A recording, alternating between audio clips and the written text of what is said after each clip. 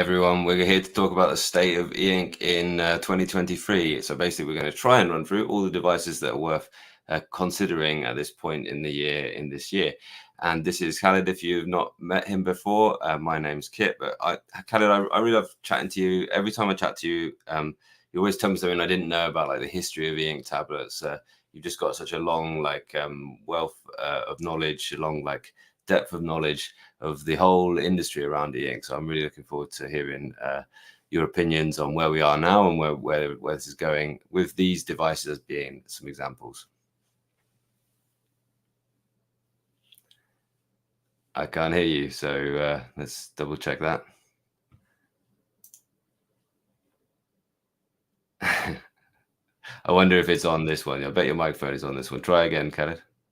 Can you hear me now? Yeah, we can hear you now. Thank you. Okay, your mic's on that one. Thanks. Thanks for the introduction. Everybody knows you at this point. I think you're the best source of e-ink devices in actual use. So that's I think everybody knows going to your channel what to expect and to see the devices actual in use. And, yeah, thank you. I think that's a big pro. I'd say let's jump right in. Let's jump right in. Yeah. Well, hopefully this is going to be really useful. If you're looking to make a buying decision, then I'm going to organize them here on my Tab X, which is the only one that we've got, which is kind of big enough for to show all of these devices. And we're going to organize them into these categories. Ones that are excellent note takers, that are organizers, that are pleasure readers, essentially reading for pleasure, that are basically academic readers, that are productivity devices, that are digital sketchbooks, and that are orientated for writers and writing. So that is all the devices we're going to talk about. We're going to give you a quick pro and a con on each one.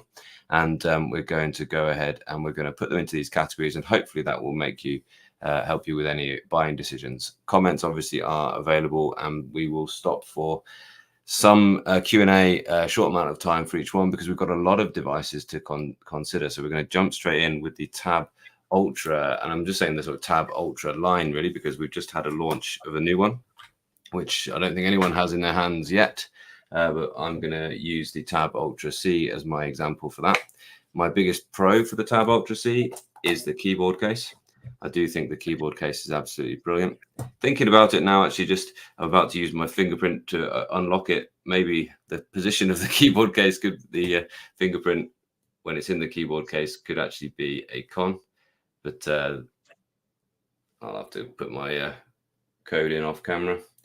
The Tab Ultra C, I really enjoy the keyboard case, and because the screen is optimized so well, the way it handles apps is just absolutely brilliant. So the keyboard case and the Boox Super Refresh technology, they do make this an excellent device for using productivity apps. Things that I don't like about it, it's not the best reader by some distance because of its size and its weight. It's quite a chunky thing. It does have those sharp corners, which has been discussed quite a little bit. And when you put it in its best feature, which is the keyboard case, it's a poor reader because you've got these keys on the back of it, and it's just not nice for sort of holding in the hand like this as a reader. So that's my opinion on the Tab Ultra line. Anything else to add on that one, Khalid? No, I think you summarized it perfectly. Nothing to add. Where does it go? It goes in productivity device for sure. Yeah, absolutely. Any others? Does it go in any others? Sure, maybe organizer. It's it's a multi-purpose device. You can do a lot with it. It is probably the one that could go across most. Yeah. But I think the one I wouldn't put it in is pleasure readers. No, for sure. Yeah, definitely not. Yeah, hard to hold. I think I'll probably pop it over here in organizer, because you certainly could do that on it in there. Yeah. And you can organize yourself in any apps there, and probably a writer as well. I think those are probably the best ones. It is suited to academic reading as well, so I'll probably pop it in there as well. Although this might get quite busy in here, so maybe try and fit them all on one line. Okay. Any thoughts from the audience as well? Please just absolutely shout in. Where do you think it should go?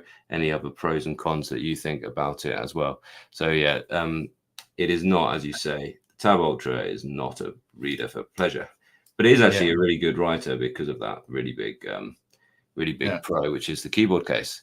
I'm going to now talk about the Note Air line. Okay, so this is the Note Air 3 C, and there isn't a Note Air 3 yet. Anything? Do you reckon they'll bring out a Note Air 3, Khaled? To be honest, I suspect they will, because you know, there's the 300 ppi in-color display available, like it's available on the Kindle Scribe. We heard it's about exclusivity on the display itself. But I think it would make sense to release a black and white version with the same, basically the same setup.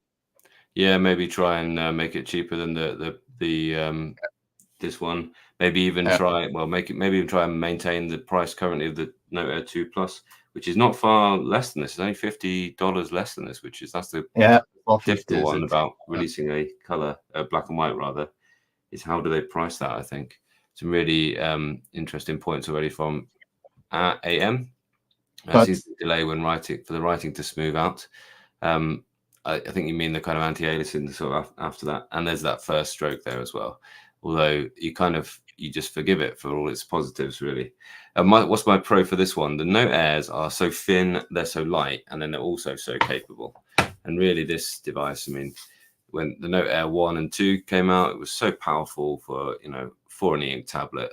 It was the first time when really you needed more processors, and now they've put in a really, it's not cutting edge by mobile ARM chips by any stretch of the imagination, but it is a better chip than you find in a lot of e-ink tablets, and it is the 2.8. I've been asked a lot of questions of this. I think even on the marketing materials, they got confused between 2.4 gigahertz in terms of the 2.4 gigahertz is a frequency for Wi-Fi communication, and that's where I think that communication has come from, because it does have the 2.4 gigahertz communication, as you'd expect. And I'm struggling with cons. I was really struggling to think of the cons, and I think it is just the con for this is just the pro of the Ultra line, and it's the reason for that forking, that differentiation. If you're looking for it not to launch into this note-taking kind of launcher here, which is really quick for getting into your notepads and into your books, if you're looking for it to launch mainly into an apps and have things like widgets on the front, then that's the kind of reason that's the con of this.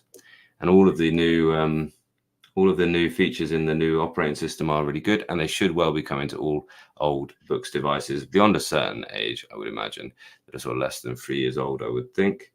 I noticed something else today when I was using it. I noticed something about the keyboard, the handwriting keyboard. So the Boox keyboard looks like this, and you've got the handwriting option here, and normally it defaults to where is it? This, no, not that view, this view, and you can write here. Now, somebody must have complained that this is quite an uncomfortable place to write, because now it has this little expand button here. I've just noticed this today. I really like this, and it gets rid of everything, and now everywhere is the scratch pad for the writing, and that's quite good. And also they've got this little, I was thinking, oh yeah, what they need is a little function down here to allow you to move the cursor around. Well, that exists. It's here, and you can select forward and backwards like this as well. So actually, some of the things that, that's a real benefit of having the keyboard there, is you can do things like shift and use the buttons to select text, and Control-C, Control-V. And now you've got your shortcuts in a little palette just here. So actually, that's an update that hasn't been in much documentation, but I just found that earlier today and thought I really liked that. So it's difficult to find some cons for this one at this point. I'm really kind of enamored with this device at the minute. That what I'm saying is that there's no keyboard case really, and that's the thing. If you want the keyboard case, you want the keyboard case, and so you're going to go for the Tab Ultra line. So where are we going to put this, Chalid? Is there anything else to add on that, and any other points from the audience? Basically, I'd say it's in pretty similar categories as the Tab Ultra series. but less as a productivity device, because simply, like you said, keyboard case is missing. I think you can put it in note takers. Obviously, it's simply better to hold. So full disclosure, I don't have it here, but the shape, the shape is the same as the Note Air 2 Plus, so it's simply better to hold in the hand. I think it's great. It's actually really good to draw on as well, so I'm possibly tempted to put it over here.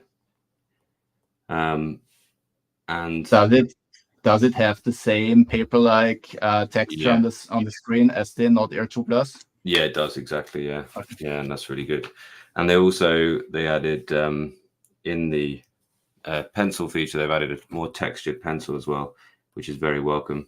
So it used to be that you couldn't really do the differentiation between the pressure levels as well as the tilt, but now it has both pressure and tilt, and then it's frozen up and stopped working right when, possibly because it thinks that is a scribble.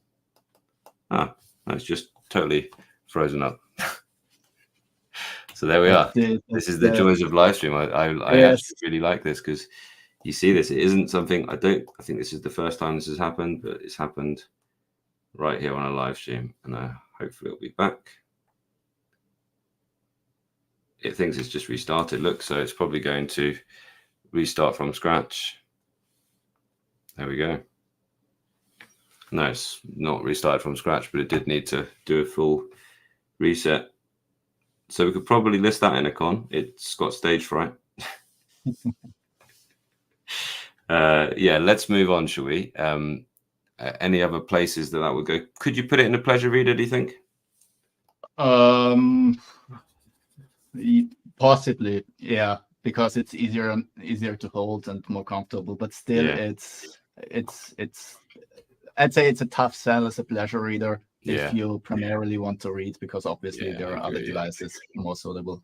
But if you want to only use one device and not two, it can serve as a pleasure reader as well. It can, yeah, absolutely. Amanda says, couldn't you pair it with a third-party Bluetooth keyboard for productivity? Yes, you certainly could. But I guess just then you've got a second thing that isn't in a neat case. Does it still have the stroke issue? Yes, it does, but it's like less. It's like a shorter delay and less often happening. So we'll see when we've kind of got full reviews and when they've gone through, because they even released a bug fix on the day of launch. So they are quite quick at fixing these things. So fingers crossed that'll be fixed. Great. And my next device is the. Just one thing to add. Sorry. Just one thing to add about the Note Air 3C is it has no camera. So that's a big pro for me personally, because it's a pro. I really don't like it on the Tab Ultra series. It might just be me. But, is it just because of the wobble, or is it because you just think, well, I don't need this? It's both. The wobble is annoying because you basically have to use a case, and I usually use my devices without a case, and I didn't find it as usable as it was advertised. So I'd rather not have it. So it's pro for me on the Note Air 3C, a big one. Cool. Yeah, and AM agrees with you there. The next device I'm going to talk about is the Tab X. I'm going to stick it straight in academic reader because I absolutely love it for big PDFs. And it's just got a great area for notes. I'm really showing that off right now. Every time I pick this out and I use this, I'm thinking, why don't I use this like all of the time? Because I just think it's absolutely brilliant. And I guess that's the thing. Well, what am I going to put in my bag when I go? Maybe it isn't something that's this size. And that's the only thing about it. For A4 PDFs, reading on this size is just perfect, frankly. And if you haven't yet used a big e-ink screen, they're all excellent. Look, don't be shy to look back at used ones from a few years ago, because just the pleasure of having a big e-ink screen for your big PDFs and reading them at full size is excellent. But the cons I've gone for, there's no color. As you can see, there's no keyboard case for it. I really thought that this device would come out with a keyboard case. You never know, one might be around the corner. I don't have any inside knowledge of that or anything, so don't don't think that that's the case. And also, it only has the 200. No, it's less than that. It's 207, I think, PPI, isn't it? It's a lower pixel density. Although you don't look at this ever and think, oh, that's so pixelated, I can't even read these words. It looks perfectly fine at all times. It's only when you're right up against, when you've got it right next to a 300 PPI screen, you can tell the difference. You certainly don't really tell the difference between this and the 227s of the world. Anything to add, or any other places this should go? No. I like it for sketchbooks. With all as well, yeah, sketchbook makes sense. And I could see it as a writer, but I'm probably not going to put it on there. But you know what else this is very good for is you can use it as an extra monitor. And yeah, more on that from me in the next few weeks and months for discussing that use case for e-ink tablets. There's a few comments. Bluetooth keyboard is a lag notable. I don't think so. It must be worse than a wired keyboard, but no, Bluetooth is pretty rapid. I'd say Bluetooth is faster than the screen response is going to be, and the screen response isn't a problem. So that's my take on that one. Yeah, I agreed. Yeah, another huge plus that the 3C doesn't have a camera. And Tab X is great for sheet music. Yeah, I bet. Absolutely fabulous for that. I don't know if there's a sort of Bluetooth pedal you could connect to be able to turn the page by with your feet, Bruno. Maybe that would be a useful thing. Okay, cool. Should we move on? I think you're up next, Chalid. Yes. So my Boox Tab Mini C was waiting this whole time. So that's probably one of my favorite devices right now. Yeah, with the Kaleido 3 screen in the 7.8-inch size segment. What I love about it is the quality of the front light. I think that's hands down one of the best in that size segment, and even smaller devices that usually are very uniform have a hard time competing with it. Contrast levels are great, and the software as well. So you have all the options, basically as with other Boox devices. And what I love here is that they also use the more tablet centered UI compared to the Note Air series. So I like this one better. The other one is fine as well, but I think this is more versatile. So I like this one better, and I like it in this form factor. Cool. Big Pro as well, no camera here. So I will mention it throughout, is that a con for anyone in the audience? Just please shout out. Is the no camera going in a cons list for anyone in the audience? I'm interested. Sorry, mate. But have you got any cons for it? Yeah, I'd say it's pretty heavy. So one of the things is what we have with a couple of Boox devices is that the official weight in the official specs is off by I'm not sure exactly what it's I think 30 grams or something like that. So it's pretty heavy, and you notice it when holding it in the hand, especially if you're reading or using it for longer periods of time. Battery life isn't the best, but it's fine. So you usually have no problems getting it through the day. So I'd say very minor cons, and the pros are more than enough to give this a recommendation. Cool, excellent. So where does it go? I'd say we can put it in the pleasure reader section, because in that size segment you have really nice color saturation for really nice colors. Saturation isn't obviously the best compared to an LCD, but still. And contrast levels are also great for reading. And with the 150 ppi Kaleido color screen, you don't have the problems anymore compared to the older ones. So this one is actually one of my favorites, as I said before.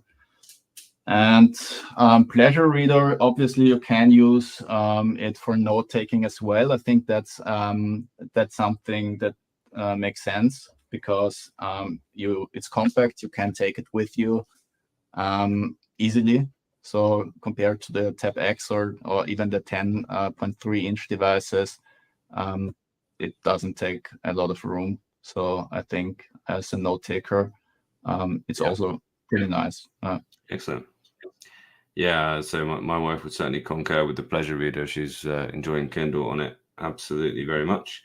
Yeah, cool. Okay. I would be tempted to think productivity devices, but the size is not what you'd go for if you were after a productivity device. I think you're up next again, my man. You got Remarkable 2? Yes. Remarkable 2. So basically the classic of digital notepads. So what I have here is the keyboard case with the Remarkable 2. Sorry. Sorry. Yeah. So what I have here is the keyboard case with the Remarkable 2, which is exceptional. So the build quality is exceptional. In terms of software features, there are some things I would say that could be better, but in general, the keyboard is of really good quality. So you can easily pop it out, and I even like it better than the one for the Tab Ultra series, simply because it closes up nicer. So closing this one will hide the keyboard behind the device, and you can flip the cover to the other side and hold like that, isn't it? What I like about the Remarkable as well is that they continuously develop the software and features. So that's a big plus compared to other ones. And the writing feel is obviously a big plus as well. So you don't have an inbuilt front light, which can obviously be a problem if you like to write in the dark or take notes somewhere not greatly lit. But what's great about not having a front light, it's a more paper-like experience, and the display stack is more compact. So the contents on the screen appear to be closer to the pen. So that's really nice and remarkable. So one con that's continuously annoying me with this one is that it doesn't have a slip cover. So I think that's a bit ridiculous in this time. So I don't know any other device in that price segment that doesn't have a slip cover. So this is really something that annoys me. And you can kind of forgive them for leaving out the front light, for going for extra thin. But a magnet. So the front light thing, that's something they made a conscious decision about it because they wanted to have the most paper-like experience they can get. So I understand the reasoning behind it, but not adding a sensor for the cover it seems small. It seems really small, but it's annoying. I like others much better because they're waking up instantly. You don't lose much time, so I don't think it's a problem. Obviously, you can't start writing immediately without any delay, but still, I think it would be better for it to have slipcover. So that's my very small con on this one. Cool. So I guess it's definitely going in note takers, right? Yes, 100%. Does it belong anywhere else? Tempted to put it in digital sketchbook myself. Sketchbook, yes, absolutely. Writer as well with the keyboard cover. And possibly even in organizers with the right PDF file. So if you have a good PDF file, but obviously the Android devices are more capable. So they both devices some quick questions and points. Does the Remarkable have the best Paperwhite feel, or are most ink devices equal to each other in that regard? I think they're pretty equal. I mean, I think between the Note Air and the Lenovo and the Kindle Scribe and the Remarkable, they're both very similar feelings. And then I also think there's a special mention for Supernote, which I'm going to talk about soon, which has a different but also quite paper-like feel. Any point on that one, Chalid? No, I agree. So the paper-like feel of the devices you mentioned, and maybe the Lenovo Smart Paper as well, is pretty nice. The Boox devices, the Tab Ultra devices, have a more smooth surface. But besides that, I think all of the note taking devices are very similar. Cool, right? Cameras should be quarantined to one line. They should not spread. Yeah, fine. So you'll accept them in the Ultra because now you don't need to buy an Ultra because you can buy the Note F3C, I think is the point there. Somebody using the Tab Mini C for school notes and the e-reader. It's my favorite all-round device. Yeah, definitely. If you just want one device right now, it could well be a good all-rounder. You know, and your use case involves pleasure reading. Sorry, was that one? And I think that's a good option there. And then lastly, would you write a book on Remarkable with a keyboard cover? I think the problem is you probably couldn't write a full book. I think you could start each chapter, but you couldn't edit a full book. You could make a good go. You could start if you wanted to use it to get your thoughts down, get the first draft out of chapters at a time. I think you'd be okay, but I don't think you'd be, because you didn't have things like spell check even. Or, you know, so it's just some, and the formatting is still a bit funny. So I think absolutely. Just wanted to say that. Yeah, if you want to write a book, then you want to go for something like the books, the Note Air or the Ultra that can write directly into Word, yeah, I would say that's basically, if you want to write the whole thing, do the whole thing on there, then you want something that can let you use a full-on word processor. Really, there's loads of great comments. I'm going to just, what tip would you recommend? They mostly offer a matte glass, for a matte. They're mostly the same Wacom felt nibs. Do you have anything to say about the nib choice, Chalid?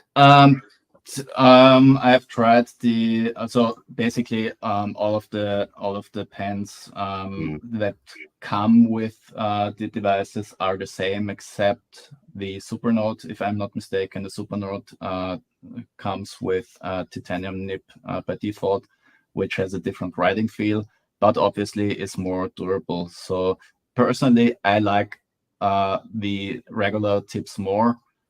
Because of the more paper-like feeling, but obviously you have to change them because of the wear. So my preference is with this one. Cool. So in general, like I said, it's basically the same for the nibs themselves.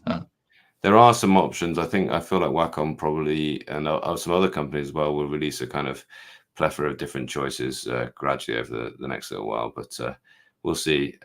The felt feeling ones are the ones that are used by most of the devices, and they're good.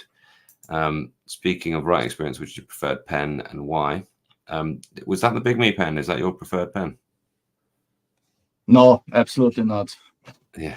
What's your preferred one?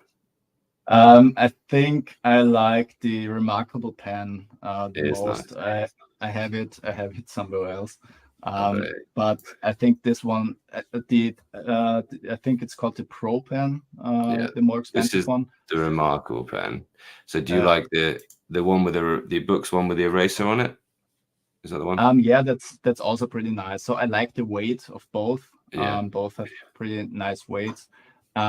The Remarkable pen, what's special about the Remarkable pen is the eraser. So it feels a bit like a real eraser. It does. It's rubberized and going over the screen feels like you're going over paper with a real eraser. So that's pretty cool. But just because you asked me about the Bigme pen, this one I like the least because simply because it has this coating. So this one it's pretty thick and has this coating, and it's, in my opinion, not very nice to hold in the hand. It has nice functions and additional functions which are cool, like for example the laser pointer, if you need it. But for writing and for holding it in the hand, it's definitely not in the top list. Cool. But just because you asked me about the Bigme pen, this one I like the least because simply because it has this coating. So this one it's pretty thick and has this coating, and it's, in my opinion, not very nice to hold in the hand. It has Cool. We're going on with the Kindle Scribe next. Are you ready for that? Yes. We'll save the questions for just a little bit later, if that's okay, everyone, because we want to get through all these lists of devices we've got. Yeah. I will keep this one a bit shorter. Kindle Scribe launched with let's just say with two basic. What should I call it? Basic, yeah. Thanks. Which with the two basic software features, so missing essential features you would expect from a note-taking device. At this point, it got much better with three feature updates, so I like it as an e-reader. What it is mainly.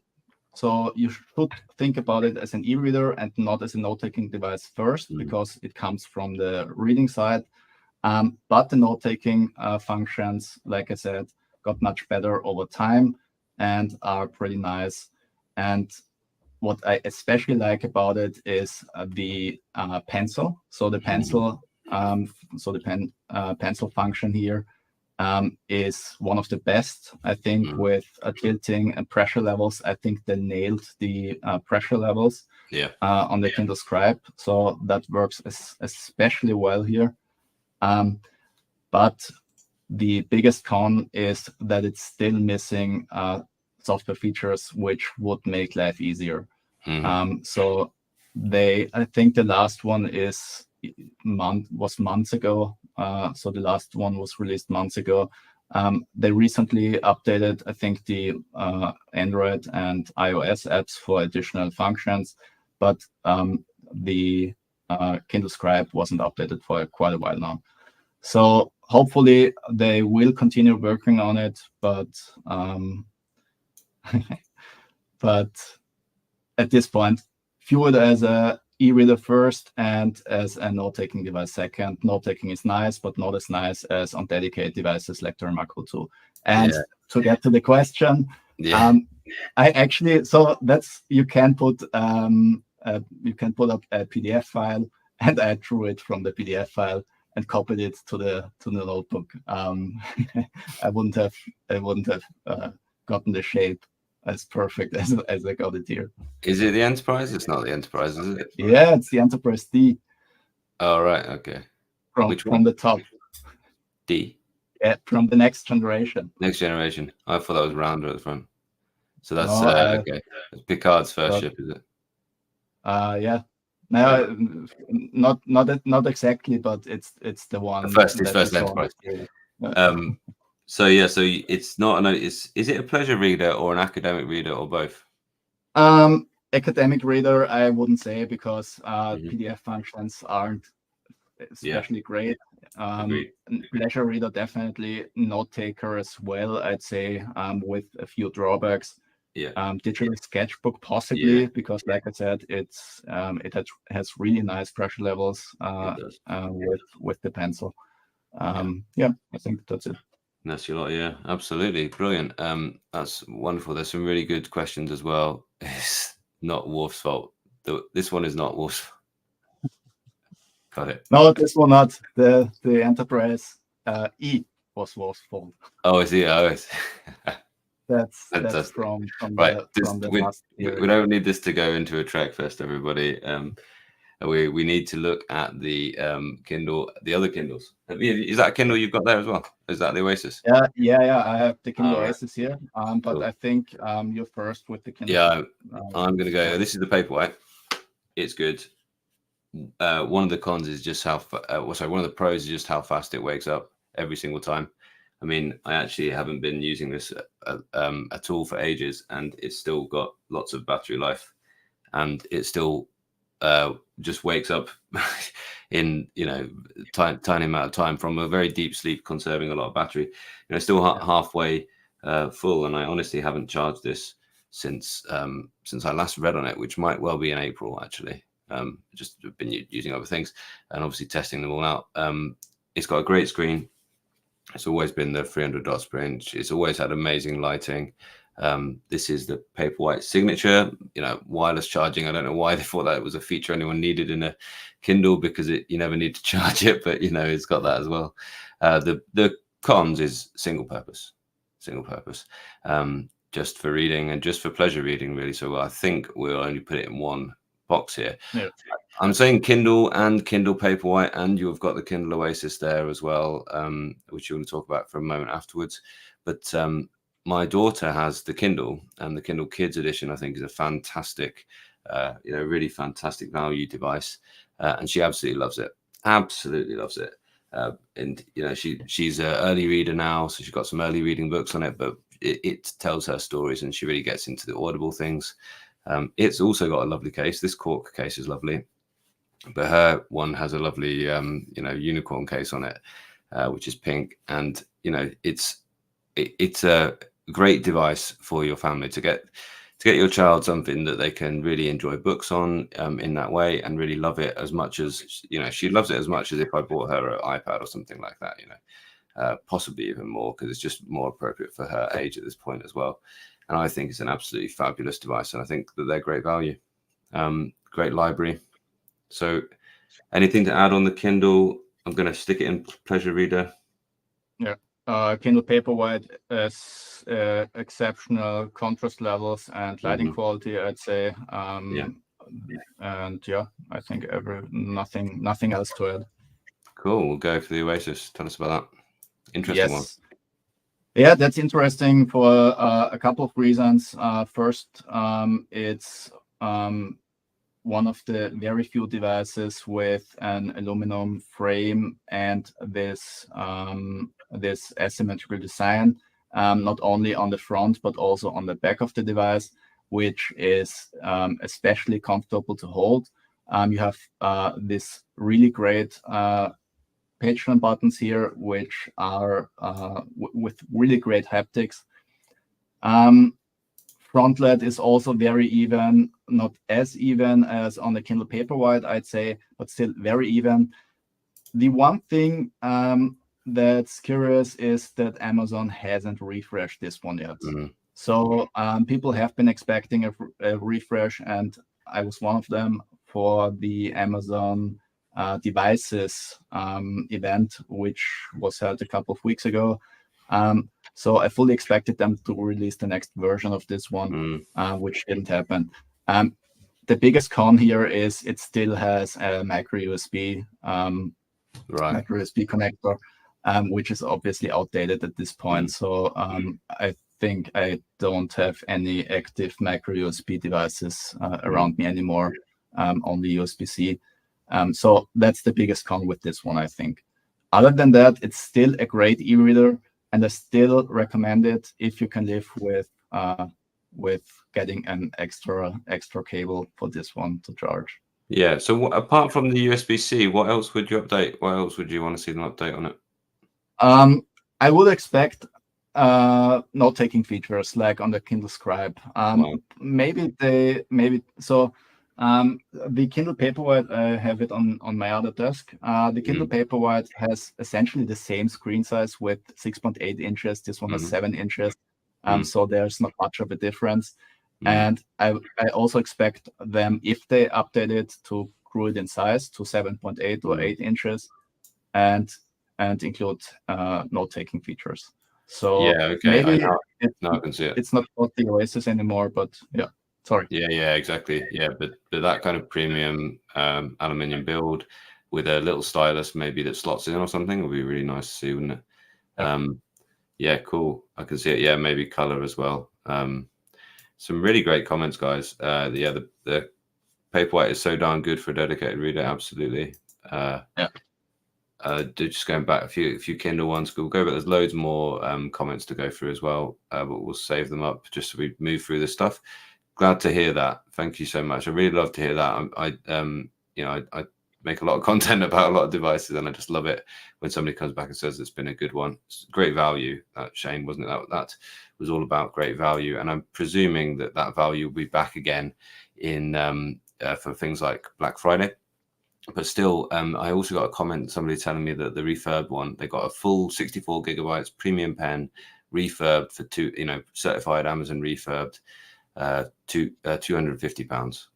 Like, that's a great deal. Stupendous value, right? And said there was no way to tell that it was used at all. And this is a really interesting question. What's your thinking about specialized e-inks versus all-purpose ones? Kindle has done a very well on a single-use device. We'd like to have a go at fielding that one. Khalid, what do you think about that one? I think it really depends on what you want to do. Personally, I like to have options when using devices. So I like the Boox devices for their versatility, and you can use them as pleasure readers. But what happens from time to time is that you close the book and do something else on the device, which is obviously can be a con as well. So I like Kindles for the dedicated purpose, and I still use them. So I actually took the Kindle Oasis with me for my last vacation, and also took the Tab Ultra C with me to have all options. That's a good combo right there, isn't it? And I think that's it. I think it's when you look across this list now, and obviously I've put the Kindle Oasis in the pleasure reader, you want to think to yourself, maybe you've got space in your life for one of these less expensive pleasure readers, and you've got space for a productivity device maybe. And that's what I think you're talking about there, Khalid. Great question, Lachlan, thank you.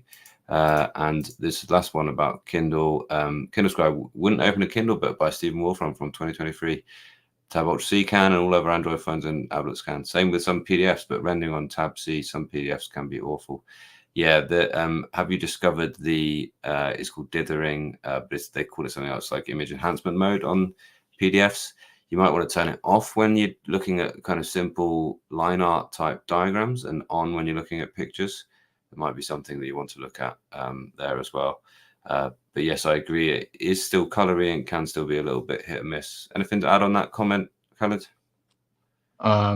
No, just one thing just a small thing. One thing to know is Boox optimized for color saturation. I think the Tab Ultra C, so colors can be a bit off, and that might be playing or adding to the rendering problems described.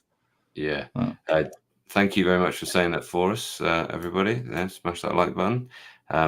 I think we crack on with the next device now. My buddy, you're up next, I think.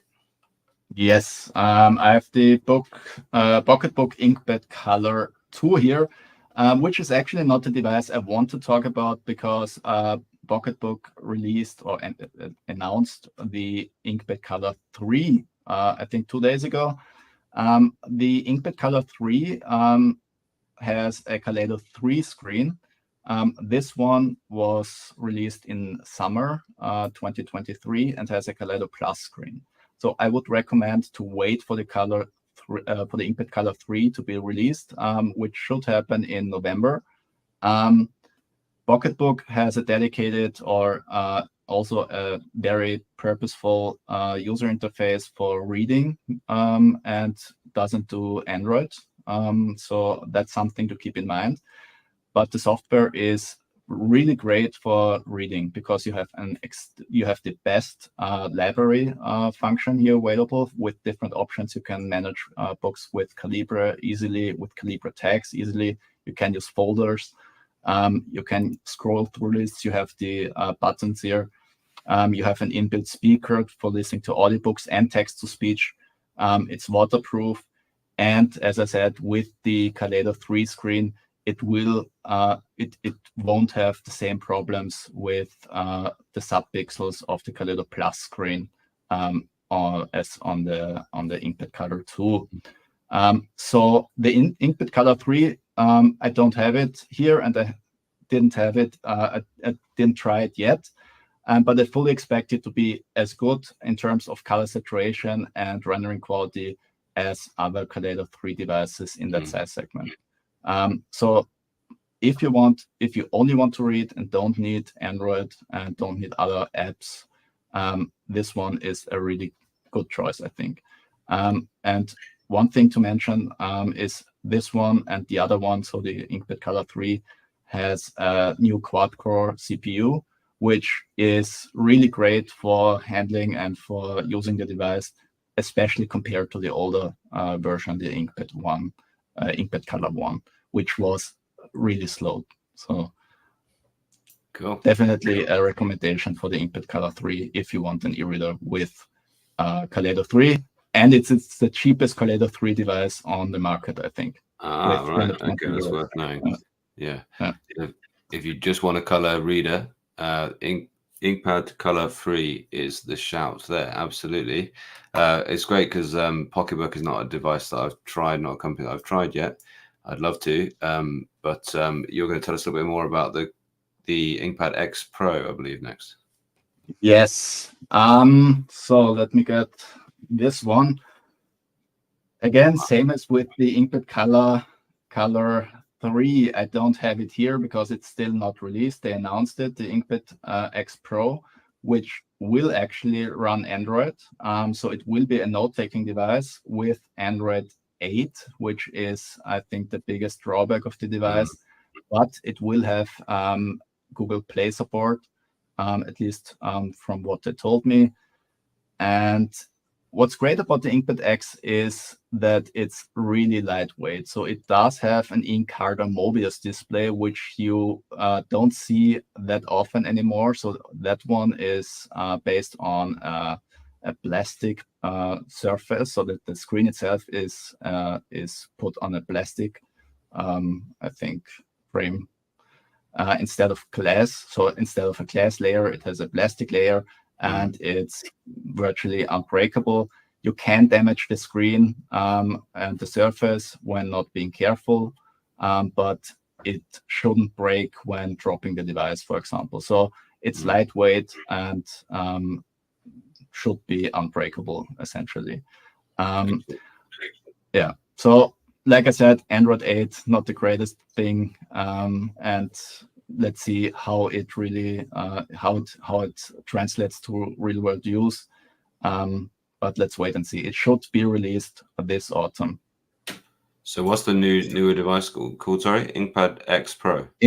InkPad X Pro. So the main difference is that they added a Wacom screen, so Wacom touch screen, and Android. Other than that, it's essentially the same device as the InkPad X. So it'll be Wacom Pen or Wacom Touch. Right. Excellent.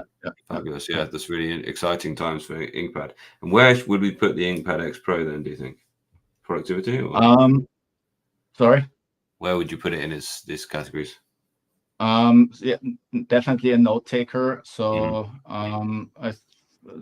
with let's say I suspect it will have note taking capabilities, but it's not clear yet how good they are. So obviously other devices and other manufacturers had a lot of time to perfect, especially Boox, Remarkable and so on, to perfect the software. We don't have any idea how Pocketbook has it implemented, but I would still place it in the note-taking category because it's so lightweight. So you can notice the difference, and it's so great to hold in the hand and write on it with a pen. Yeah, that reminds me of the Sony DPT exactly. Yeah, being so light. That also has a Mobius screen. Yeah, cool. Right, let's move on then. The next one is the Supernote and the Supernote A5 X next. So really fast wake up as well. Really, it's got an update ready. I normally check them. My apologies. I wonder what's next. Just looks like a highlight, an adjust and an optimize and a fix update. Oh no, added lots and lots and lots of things to add there as well. So I will update later though, because I just want to have a quick talk through this just now. What is it? It's so well thought out, the operating system and the notes features. The notes system is just so well thought through, and they've added things that have been requested and discussed with their user base. And all of these little tools on the side here are things that have gone through a lot of thinking before they've arrived here on the device. Things like, they're still the only ones to have this background text recognition, which is just absolutely superb. And it really is a good device for writing for that reason. cons, there's no front light, and there's limited function. So you've got some options. For instance, you can put email on here, but I just don't think that you would ever use this for an emailer. The calendar is very good, and you could kind of devote yourself to using this as your main calendar. It could be a really great organizer. It is just, you need to decide before buying this if it's going to fit with your workflow in such a way that you're going to absolutely love using it, because it's absolutely great. I didn't mention the great accessories, and I put it in the con actually, although for me it's a big pro, but the screen feel doesn't suit everyone. Okay, so that it has a very idiosyncratic screen feel, if you like, because it actually indents. If you're the type of person that when you write with a ballpoint pen, you have to get at least 2 or 3 sheets of paper, underneath the sheet you're writing on, because you don't like the feeling of writing and touching onto the hard paper, you'll like this because it's got a soft kind of indenting feel to it, and it is, yeah, I just think it's fabulous. And it's stuff like this that's like, all right, our pens don't have erasers, but do you know what? We're just going to invent a little gesture that just means you can just stick 2 fingers on and swipe across and it's gone. There's just all these little things just add together to make a really good device. So where to put this one? I think it's in note takers, and it is in, and it's in, I'm going to put in organizers as well. Are you happy for that? Yes. If the remarkable food in there, then it certainly is, because you can do things on the PDFs in just the same way, and you have the option to use a calendar as well. I'm actually going to put it over here in Writer as well, because although it still has that kind of same thing that it doesn't have, it does have a word processor, but it's not like fully featured. You can't change fonts, I don't think, in it, and it's just kind of like a rich text you're building. It's got lots of features for writers, for editing and things, that if you really got into it, you would really know it and love it. And I think that's a big plus point for that. But I think that's all. It's definitely not a reader, although it's got more, more file types it can support even than Remarkable. It is not the best for reading. And although it's got a Kindle, it's a very outdated version of the Kindle app now, which just, it's not really the thing for reading. Anything to add for the Supernote?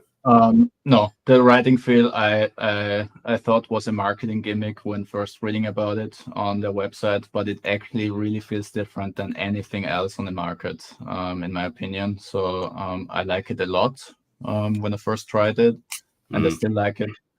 And I think that's just something to be aware of. And the great thing about it, with the pen option you have, I think that one doesn't have a wear because of the titanium nib. Yeah, it doesn't wear. That's right. It's got it's ceramic nib actually, and it doesn't wear out. Absolutely. You will damage it though if you drop it on the nib, incidentally, and that will mean you have to buy a new little. But you can buy a new refill, and it will screw in to the pen as well. This is the Heart of Metal pen too. But even the basic pen that comes with as standard with the device, you can opt to have whatever pen you want from them as in your device, but this is the more expensive one. Even the basic pen has that same thing. It's a really nice pen still.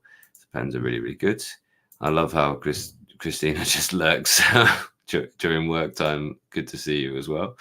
And there was one more thing I wanted to say that now I've forgotten, but I'm going to talk about I'll probably come back to me as I talk about the A6 X2 now. Again, a device that we don't have yet, but is rumored imminently. It's rumored November. It's not rumored. It's been not promised, but it's been scheduled by the actual company.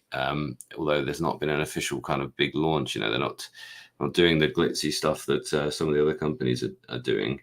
The A6 X2 is the smaller device. It's about half this size. It's a 7.8-inch screen. And although we do have an A6 X in the family, it's the A6 X we have is my wife's device that she uses for work.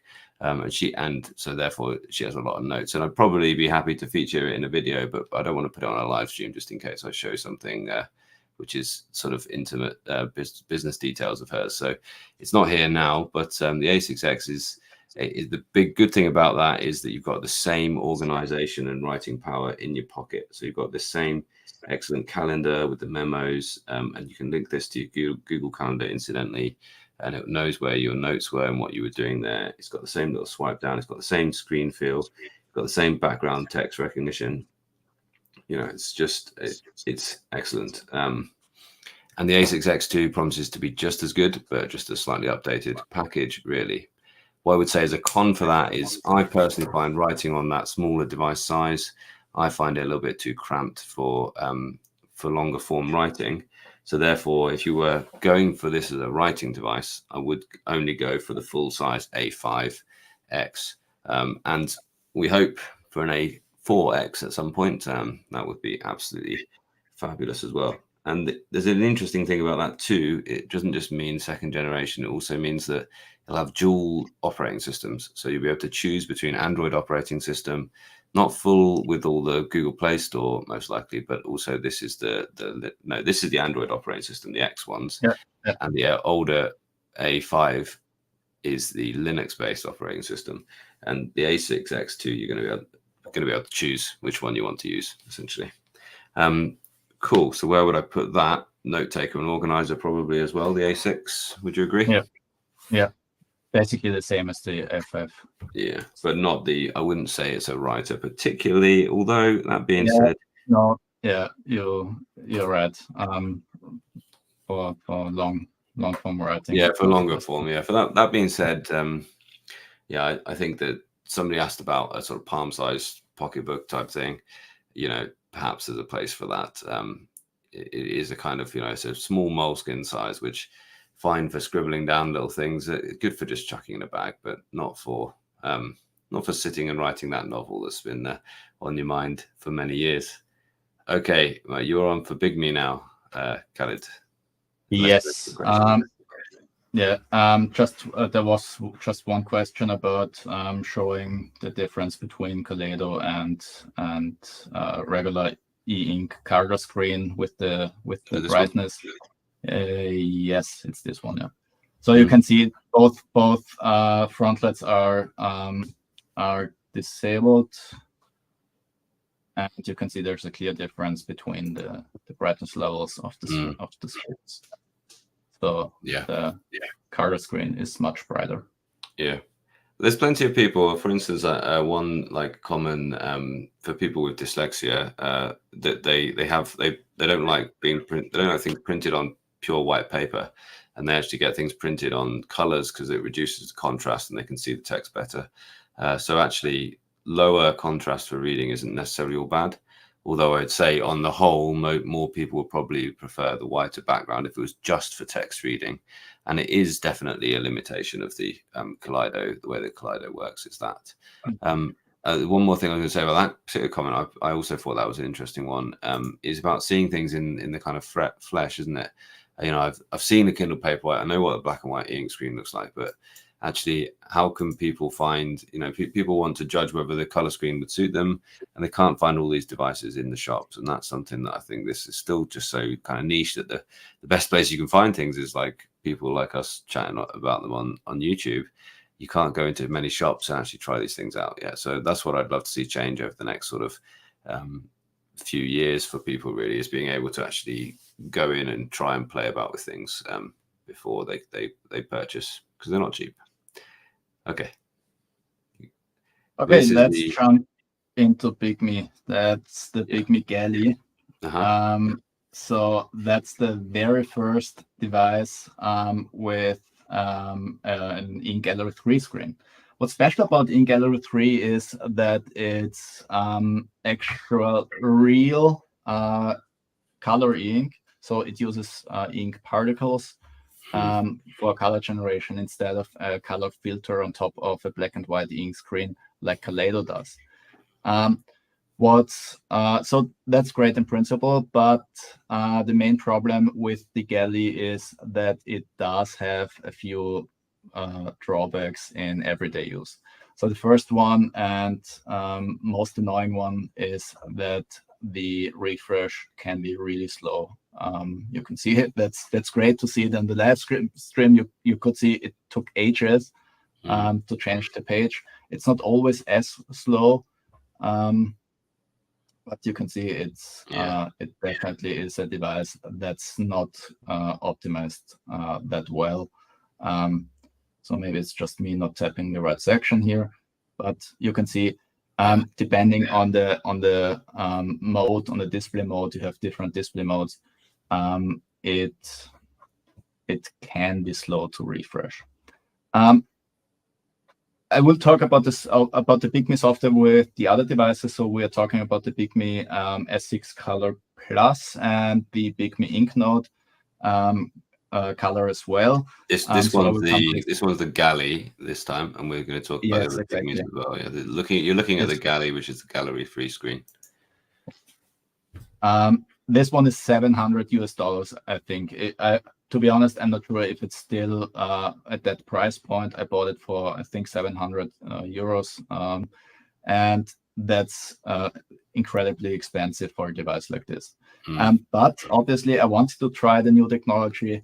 It sounded cool. It is actually cool, but it's not something I'd use or recommend as a daily driver. So there you have to compromise a lot with that device.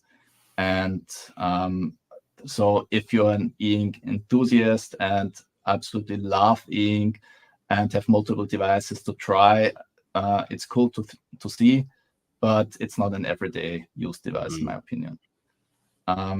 So let's switch to the HD mode to quickly show you the difference. With the HD mode, colors are more saturated. Colors are more saturated in general compared to a Kaleido screen. And the display without the frontlet is also a bit brighter than a Kaleido screen. So those are the main advantages. Software-wise, it's not great, and I will talk about it in a second with the other Kaleido, with the other Bigme devices as well. So where would you put it in these use cases? Difficult to put anywhere, right? That's brackets. To be honest, I wouldn't put it anywhere because I can't recommend it in the lineup we have here. I wouldn't recommend it for as a daily driver. It's more like for enthusiasts only. Yeah, exactly. Good, interesting. Thanks so much. Let's crack on with the other Bigmes. Yeah. So let's talk about this one. So I think that's the S6 Color Plus. Basically the same software as the Bigme Gallery, but better optimized for the screen. So the screen is a Kaleido 3 screen, which works much better in everyday use as the Gallery 3 screen. The main drawback about Bigme and the Bigme UI is that it's not that well optimized for Western markets. You can see Chinese here and there. Translations aren't that great sometimes. Obviously, that's also the case with Boox at some points, but Boox is still much better in terms of software. You can see some similarities in terms of the user interface compared to Boox devices, but still optimization for note-taking and reading and so on. They still have a long, I would say a long way to go to be on the same level as Boox. What's great is it still runs Android, so it's same as Boox. It still runs Android. You can install Android apps and use Android apps as well. So that's great. What surprised me the most about the Bigme devices is that the color saturation is better in terms of, let's say the color rendition is better because they don't seem to have optimized for saturation. So if you have colors which are very similar, you can see the difference on this screen and you won't see it on Boox screens. On Boox screens, you will see the same color essentially for very similar colors sometimes, and that's not the case here. What's also great about this one is the extreme, I think it's called extreme refresh mode. Let's see if I can pull it up here. yeah, they have this normal and extreme refresh mode, and the extreme one is actually pretty great, surprisingly good, and comparable to the Boox Super Refresh mode without the Boox Super Refresh technology. And there's actually less ghosting when watching videos. So that surprised me the most when trying this one. So for dynamic content, this can actually be a pretty good choice. Yeah. Cool. Excellent. So where are we going to put it in our table? Is this the S6 Plus? Is that right? It was always confusing. Yes, S Color 6 Plus. Yeah. I'd say we can essentially put it in the same categories as the Tab Mini C, in my opinion. Yeah. But just be aware that it does many things worse than the Boox device when compared directly. Some things are better, like I mentioned, but in terms of software, you can see optimization is still needed on the Bigme device. Yeah, Boox are just further along in that journey, aren't they? And certainly of westernizing their things. Yeah. Okay, amazing. And you've got one more Bigme, is that right? Yes. Have you got full reviews of all these yet? No. Still working on the reviews, but I will upcoming. So they're upcoming, and I should be able to release the reviews in the next couple of weeks. But still working on them. Essentially, all the same pros and cons as the smaller one. You have the Chalid 3 screen, which is great. The image quality is also great. Color rendition is better, as I said, in my opinion, as on the Boox devices. It's not a huge difference. Just in direct comparison, you can see differences. The Boox devices are still great in terms of color rendition and saturation, in my opinion, the Chalid 3 screens. But if you have both devices or with the other one, besides each other, you can see the difference, and the Bigme devices are better. What's not so great is, let's get this pen again here in the front. I really don't like it. And one of the things is this pen is active and does have a battery. It needs to be charged.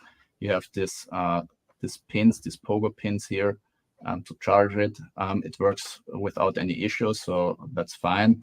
But it's not the prettiest solution, obviously. With the Huawei MatePad Paper, you have wireless charging for the pen, and there's no need for pins. So you can do it better than this.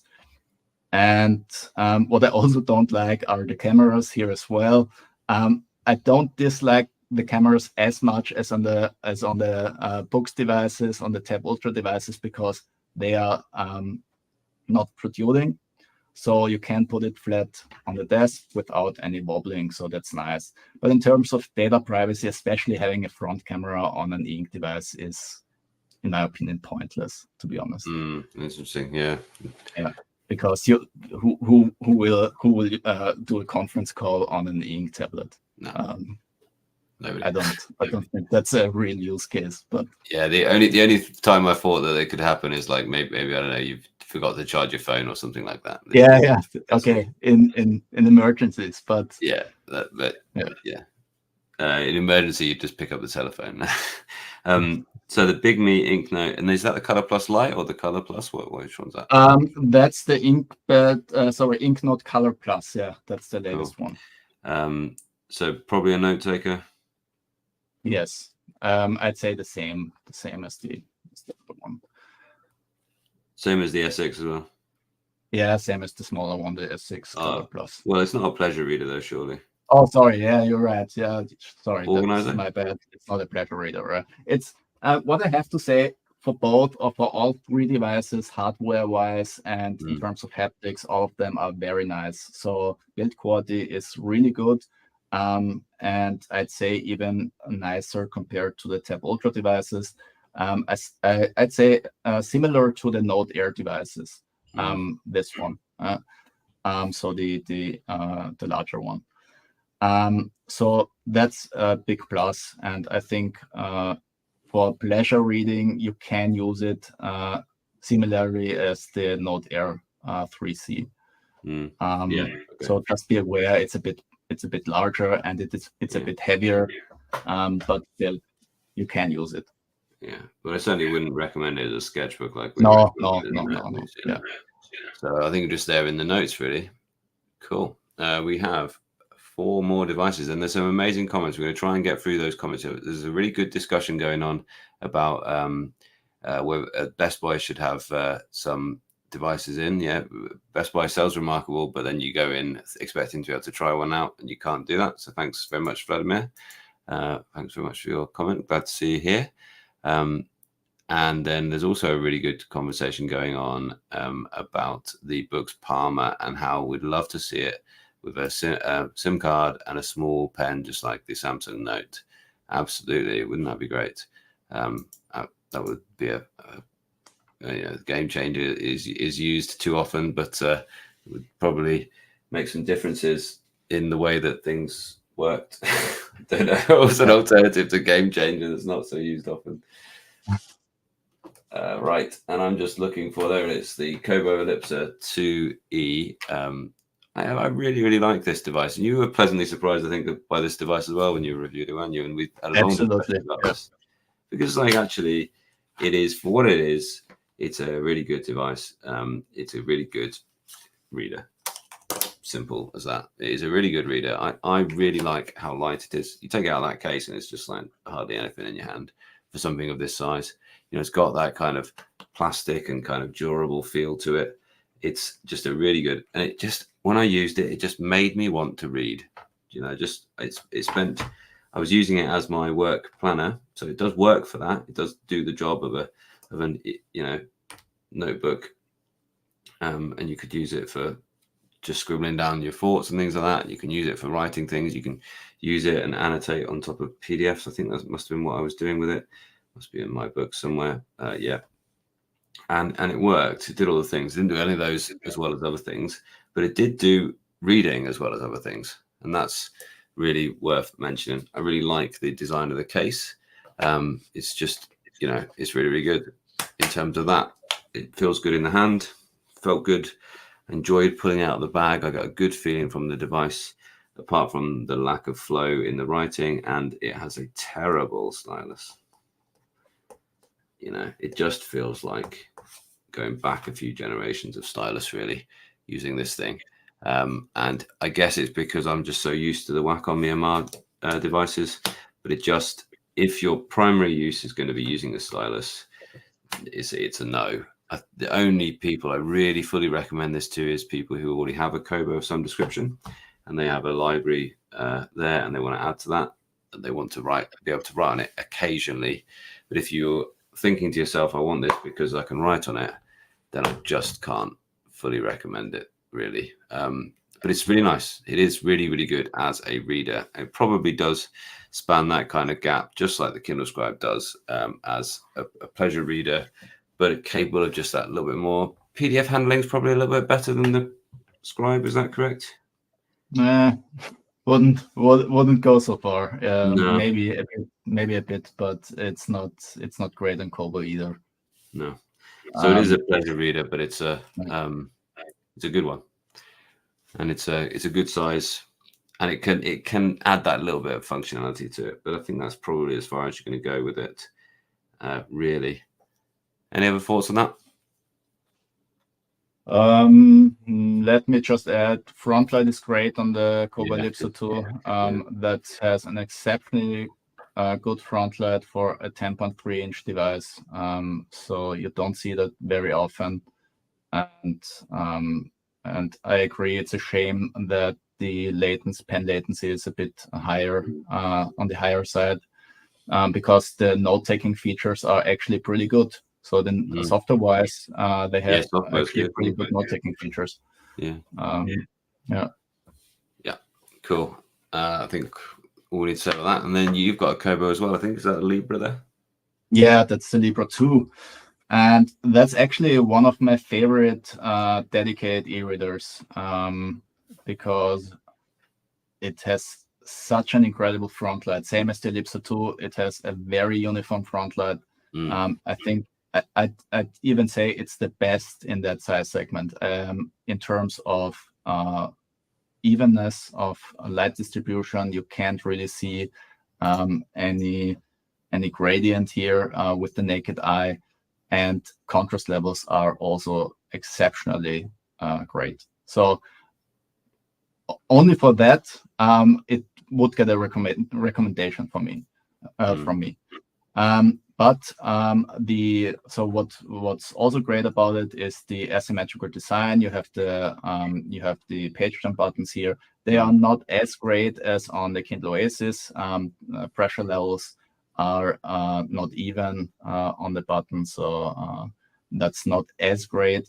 But still, it's a good device. It feels a bit cheap, especially compared to the Kindle Oasis. So build quality is good, but it's not. It doesn't feel as high quality as the aluminum frame on the Kindle Oasis.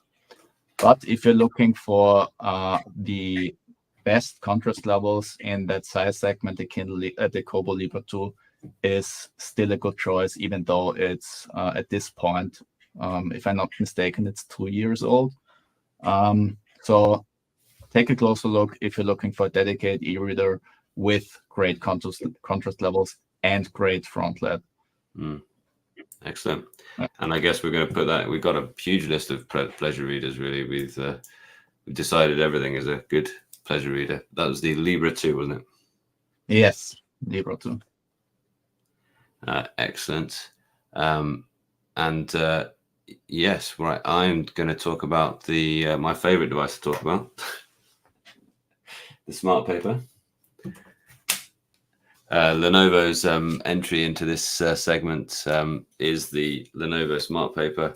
It's been well documented. I absolutely love your "What on earth happened to the Lenovo Smart Paper" video, Chalid.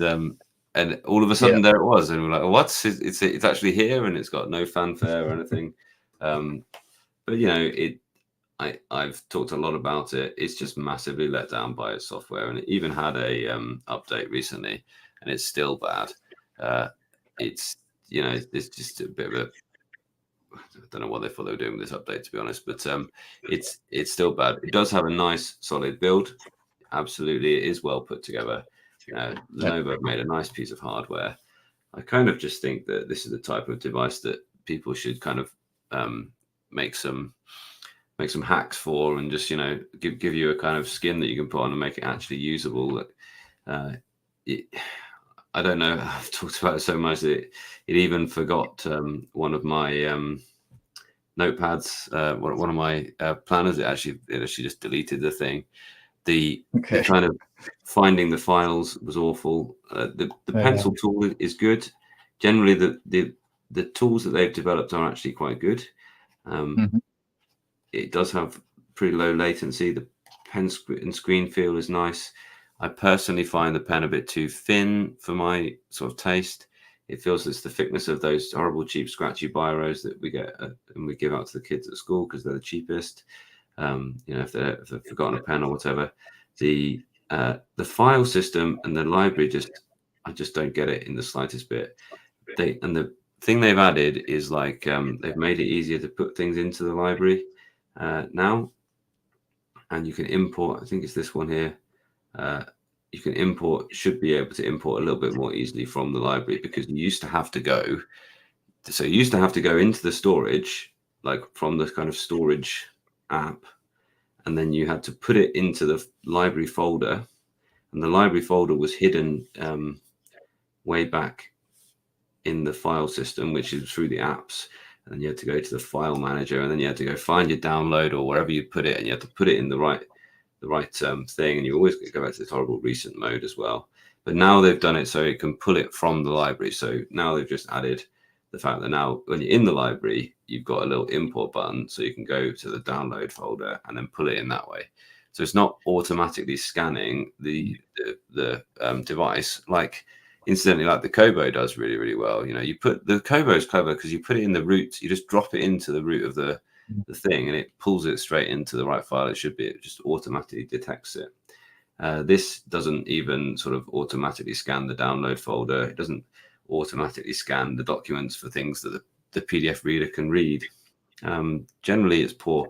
And the crowning glory of things being bad on this device was really brought home in this update. I can't even get my way around it. Where is the... How do you go home? There we are. So I noticed that when you rotate, let me just write something. I'll write the word rotate, and then I'll rotate the device. And we'll all see the PDF rotate, but the word rotate, not rotate. And that is, I mean, how can that be the case? And they added scaling now, so I can pinch to zoom, but I can't pan anymore. And notice what's happened to my note. You've noticed nothing at all has happened to my note. So the actual ink doesn't move with the PDF. They have got it now such that hyperlinks work. And when you pinch to zoom, you can't pan at the same time. You have to take your finger off and pan with one finger. And you always have got the restore button. So you can't zoom in and notes and make notes. In fact, you can note at this scale, but now you'll notice when I restore it, that note is still at that scale. So I don't know what they think that they're doing with this, really. It's just, yeah, let's, so can I put it anywhere, really? In honesty, I can't really put it anywhere on this. Can we put it anywhere? Khalid, what do you think? Maybe a note taker, yes. Yeah, I mean, they... But it needs to be more reliable as a note taker, because losing notes is an absolute no-go. Absolutely, yeah. It doesn't happen.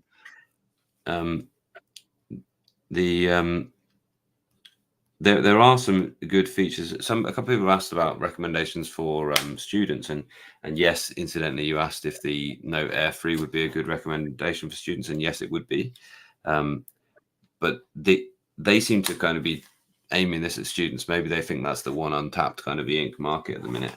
But then they've charged a huge amount for things like transcription and reading aloud, even of files, and it's just ridiculous. And they've got this reading aloud. They've got a microphone in here, but no simple mono speaker as well. So it's just and it's just needless how bad it is, because if they were just to put Google Play on here, then people could develop apps for it and etc. Like, yet here we are with a essentially unusable for anything other than scribbling down some notes. And if you just were living in the notebook and you just treated it a little bit like a notebook, then you'd be fine. But why would you? You wouldn't want to spend 400 quid on that when you could get a Kindle Scribe for 250 quid. That's actually better. Yeah. Not many good things to say about it, really. So the Boox page is out and it's ready to go. Go for it. Although, is it? No, it's actually the Leaf 2, which brings me to the first talking point about this one, because Boox released the page shortly after the Leaf 2, which isn't great, I'd say, for people who recently bought the Leaf 2. But other than that, it's basically the same device with a different screen. So the Boox page got the InkNote 1200 screen, and this one doesn't. So it does have an InkNote screen with great contrast levels, but the front light isn't as even as on the Color 1200 screen of the Boox page. So that's something to keep in mind. In terms of usability, it's still a great device. I think it's one of the best Android e-readers on the market in that size, not only in that size segment, but in general. It's very light, or it's light, and it's very thin. So that's what I actually wanted to say. It's very thin, and it feels very nice in the hand. It has physical page turn buttons. They are a bit close together, but actually work pretty well when you get used to it. And you can obviously still install Android apps, same as on the larger Boox devices. So that's something, coming back to the question a bit earlier. I like to have the options on a device. I like to have more options on a device. So this is a great reading device. So the Leaf 2 and the Boox Page are great reading devices. And you have options for app installations and using different apps. Kindle, for example, you can use the Kindle app for reading your Kindle ebooks, but you can also copy other ebooks on here. And what's especially great for the smaller screen is also the great PDF function that comes from the larger devices as well.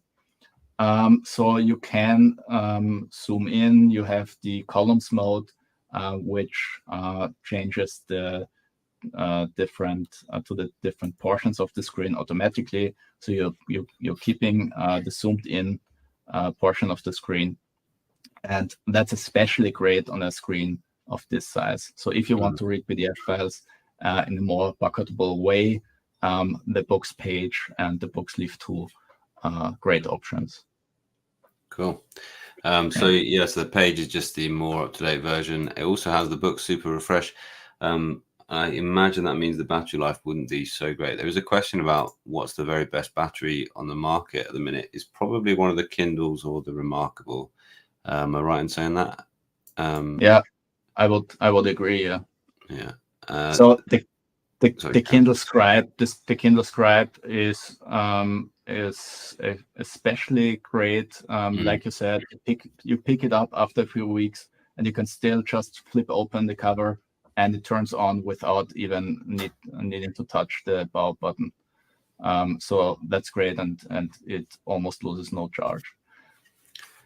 The last one, and there was another question: is the Page big enough for your jeans pocket? It's small enough for your jeans pocket. I would say, yeah, maybe your back pocket. Are you going to try that one out for us now, my buddy? I'd say it's a bit too wide. A bit too wide, yeah. But this one certainly is. Yeah. And this is the choice. If you want something in your pocket, this is the Palma. It is exactly like an ordinary phone size. If I've got it's a large phone size. So this is the Samsung Note 20, I believe.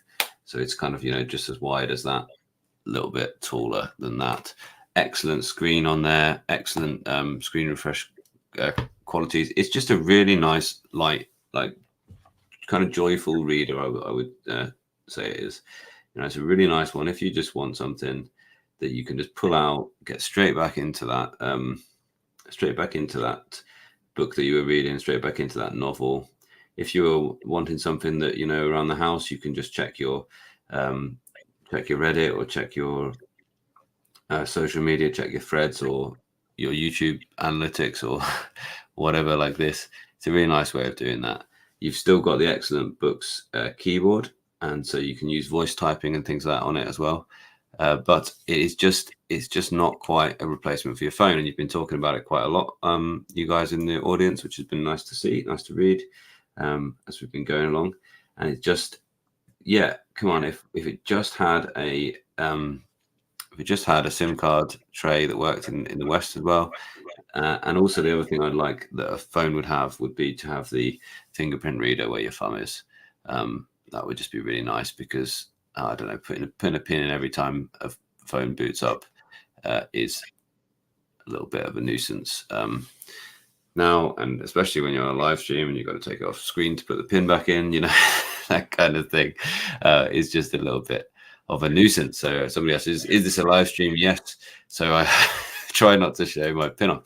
So this is the Boox Palma, and it is really good. It's a tiny, light, joyful reader that's easily pocketable, but it can't replace your phone, and it isn't truly mobile. It's only really for when you're connected to the internet Wi-Fi place. And I'm probably going to, it can certainly go in the pleasure reader column or running a room in that column. Is there anywhere else? Could it actually be your organizer? Maybe, more than a lot of them, actually. I find, we use our phones for organizing ourselves quite a lot, and we're just used to having this kind of, very, very pocketable. Somebody described it as a PDA. that term is like long gone in the market now. Yeah. But very much actually, because it's just there in your pocket, it can do that kind of role in your life. I would say you're either going to buy this because you don't have a small e-reader, or you're looking for something that you can just read, like, on your commute, that you just pull out and don't need to think about at all. It's just in one hand. It's not going to get in your way. It's just a very palm-sized, very natural way of using a thing, because you're used to using a phone like this. That's a reason to buy it, but it is not going to it's not going to change your world in a massive way, unless you really commit to, right, I am going to stick with this. I am going to bring it with me everywhere. I am not going to pull out my OLED phone, maybe even. And I tried even to replace my OLED phone with this and a small phone, and I just felt like I was too far into the world of a foldable OLED screen that I just couldn't. I couldn't not have that for all the productivity things I do on that. Maybe this device with a SIM card would do it. Maybe this as a color e-ink. You never know. The future's bright for e-ink though, and this is the state of e-ink right now. I think we've done a reasonably good job. That is all the devices we're going to look at. Is there anything, Chalid, do you think we've got anything wrong looking at this little list? Is there not more productivity devices than that? Let me see. I have to maximize my screen here. One second. So let's see more productivity devices. And if the Tab Ultra is an organizer, do you think the Note Air 3C is an organizer as well? Yeah, it could be in the same column. I'd say we tried to keep the list as concise as possible. You can obviously use the Note Air device and the Tab Mini and so on as productivity devices as well. So someone asked before, you can connect a Bluetooth keyboard to the devices and start writing with it. So essentially, you can use any Boox device as a productivity device as well. But the Tab Ultra devices. But the Tab Ultra devices are a different beast, in my opinion. Yeah. Especially the Tab Ultra C Pro with the even with the touch pad.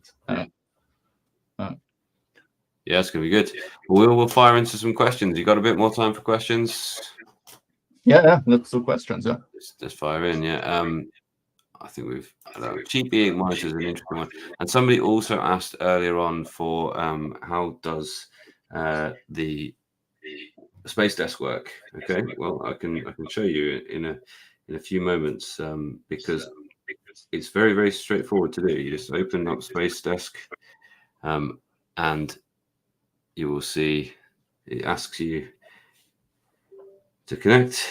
And here it is. It's now a screen on my computer. This is my, mine go through photos of my family. But I can put, I can find my mouse. I can put any window I like onto this.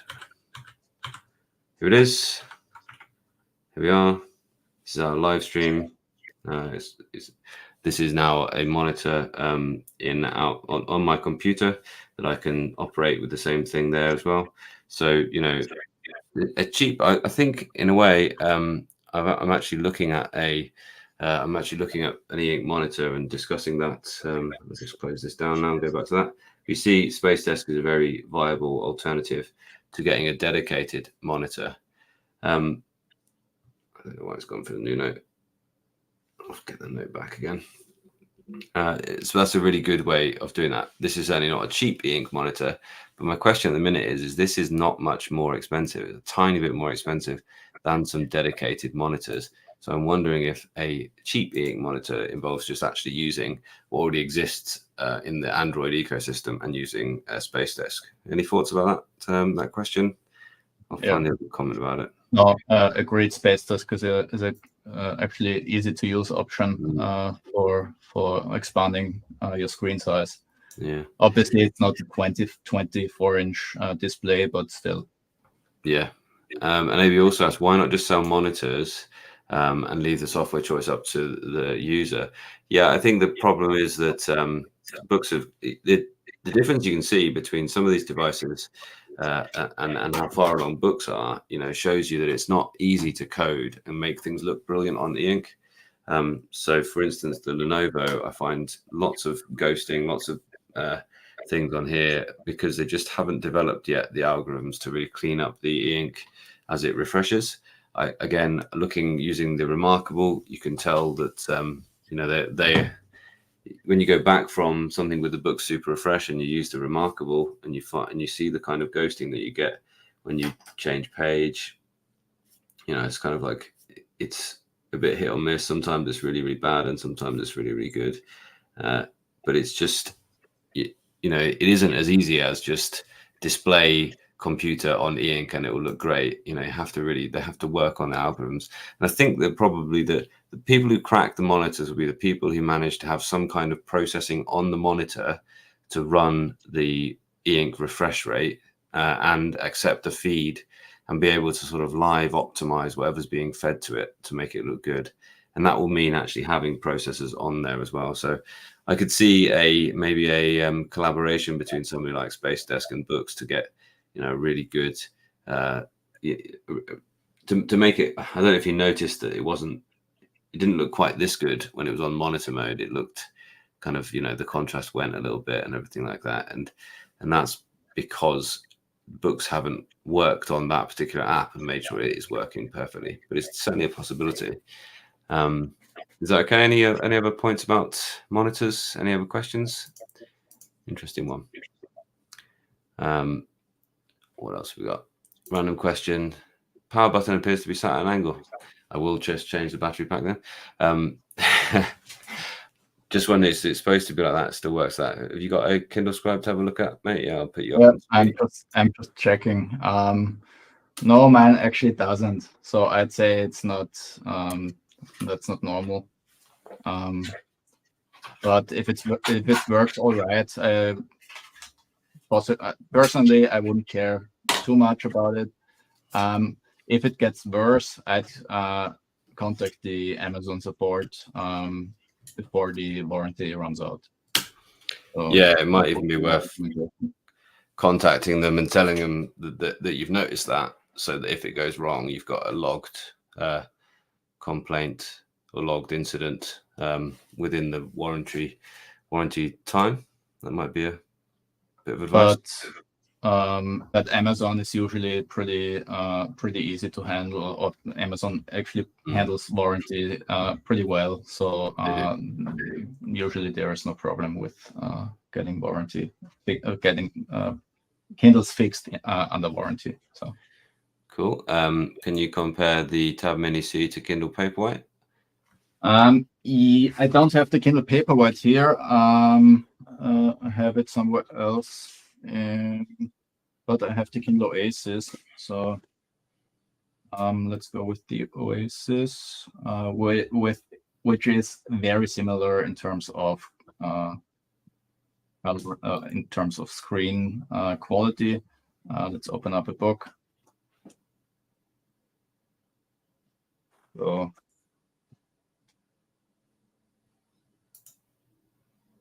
you can see the Kindle Oasis is much brighter without turning up the front light.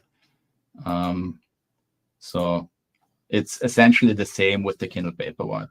I'd say the Kindle Paperwhite is a bit brighter than the Kindle Oasis even, because it has the newer ink carded 500 screen, but the difference between the Oasis and the Paperwhite isn't big. So I'd say it's essentially the same between those two devices. So just one thing to show you, if you turn up the front light, that difference is basically not an issue anymore. So the Kindle Oasis gets really bright, but still you can see if you turn up the front light in both, it's essentially the same. So contrast levels and readability is essentially the same. So awesome. a few questions about Boox devices that I'm going to sort of run through and try and answer just now. I convinced somebody to get a Boox Ultra Tab C, and then it's no longer for sale. It's kind of run out of how many are. With the Pro coming out, wait for the Pro or go for the Note Air 3C since the specs seem close for the screen. Yeah, the specs are very close. The question is just, do you want something that can go into a laptop mode essentially, or do you want something that is a notebook kind of style? That is the difference. You just ask yourself, are you going to buy this and then a few weeks later wish that you could actually, just prop it up into a laptop format and type on it? If that's the case, then wait for the Pro. Otherwise, this is absolutely brilliant.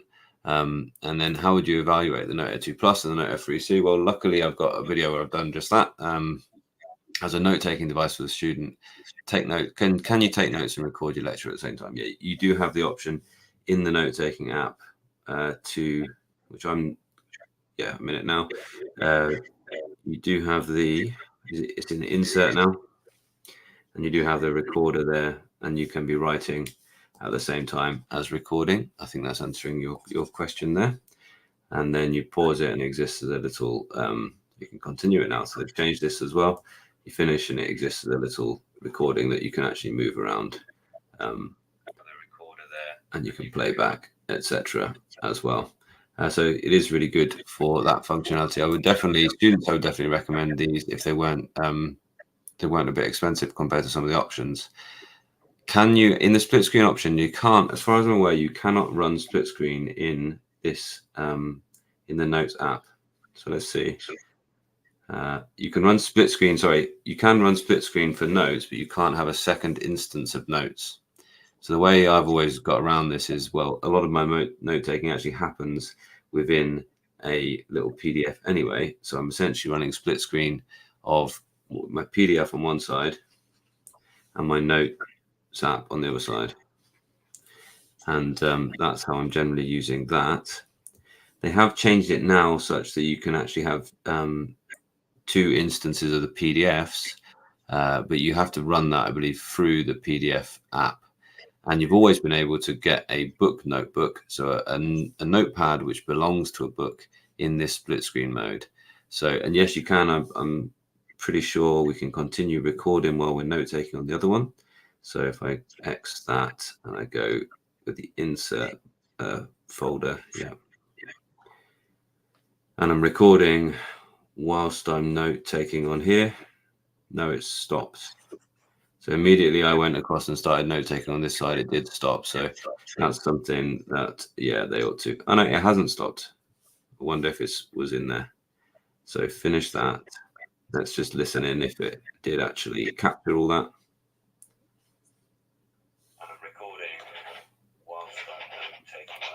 Yeah, it did. Yeah, it recorded all that. So it didn't change. It obviously just stops updating this app the way it looks, but it was still listening in. And it was still recording on there. So hopefully that answers your question, Christina. Good question. So yeah, I think that and in your lecture situation, of course, that could be your notebook, your textbook on one side and your notepad on the other side, and you've still got that recording throughout on your thing there. And again, should you get the Note Air 3C or wait for the Tab Ultra C Pro? So I think it's really a case of what is more appealing to you. Is it this sort of upright portrait device, or is it the laptop mode device? And actually, they've further solidified this distinction really, because now it has this stand-up mode like this. Actually, it can be, once you've made your little notes, you can now stand it up next to your keyboard in this fashion, and then you've got just your reference as you're typing away, maybe on your laptop or your desktop. So this is really just made for portrait style, like a book. Prop it up like this, draw on it. It's really, really good. And then there's one more, I think, set of questions, one more point about this. Chuck this in here. Kobo feels outdated and overpriced when you look at the other options. Yeah, certainly when you think how cheap the Kindle is, and they're the 2 good readers, like full-on readers at this size. But when you think about this, and you can use Kindle on this device, you can use Kindle on it just now, and no issues there. The Kindle app's perfectly fine, works really, really well. Yeah, the Kobo, they're not developing quick enough to keep up with them. Whether they're really bothered about keeping up, I don't know, or whether they're just happy to keep their section of the market the way it is. And anyone who's involved with Kobo will buy another Kobo because all their books are on Kobo. I don't know. You'd have to ask them. It's another question. Oscar, thank you for pointing this out. You're absolutely right. I don't know if you can see this, Khalid, but Oscar has pointed out there is an ever such a slight dark bar on this left-hand side of the screen. Perhaps won't even I haven't seen it. Visible on the screen there, but you can just see it all the way along. There must be a component underneath there because it is not going away in any app. It's very, very dark. So very, very slight. You can't see it on here. Yeah, you can just see it's ever such a slight darker layer there. It's about 0.5 centimeter thick. Okay. And it's ever such a slight darker bar there. I wonder if that's something to do with the light. So if I turn the light right off, is it still there? Don't know why it's not letting me turn the light right off. There it is. I can't see it now, but whether that's because I can't tell the difference in terms of contrast now, and you probably won't be able to see it through the screen in any case. But yeah, isn't it interesting? I'll zoom right in, guys. Here we are. The magic of magic. Okay, I see it. Yeah. Can you see it? Yeah. Yeah, it's about. Yeah. It's not that's the shadow you're getting there. It's slightly thicker than that. I'm just thinking what's going to be the best place to show it. Probably some kind of book. Yeah, you can see it well in that. Mm-hmm. It's about that thick. I mean, it is. We're scratching it. It's about that thick. We're really. This is in photography we call that pixel peeping.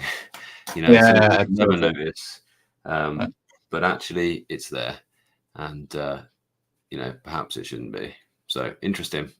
Thanks for that comment, Oscar.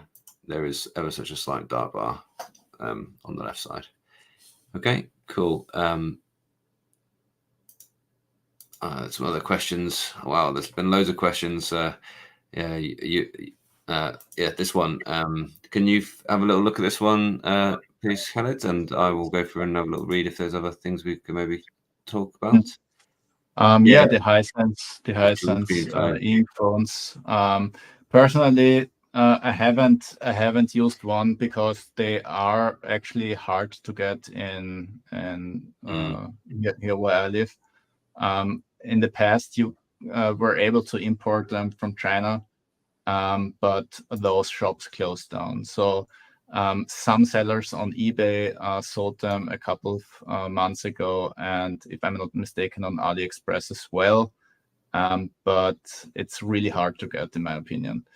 But those experiences, so those people who bought them had a good experience as far as I saw on Reddit and Mobile Read. So people were happy with the purchase because they had SIM functionality, or they have SIM functionality and can use it as a fully fledged smartphone and with telephone functions as well. So yeah, they are really interesting, and I think it would be great if more manufacturers came out with phones with SIM functionality, with e-ink phones with SIM functionality, and maybe the Boox Palma will get it in the future as well. Maybe it's a licensing issue with getting the license for network connectivity, but to be honest, I don't know. Cool. Good question. Yeah, I think there's definitely a future in the e-ink phone.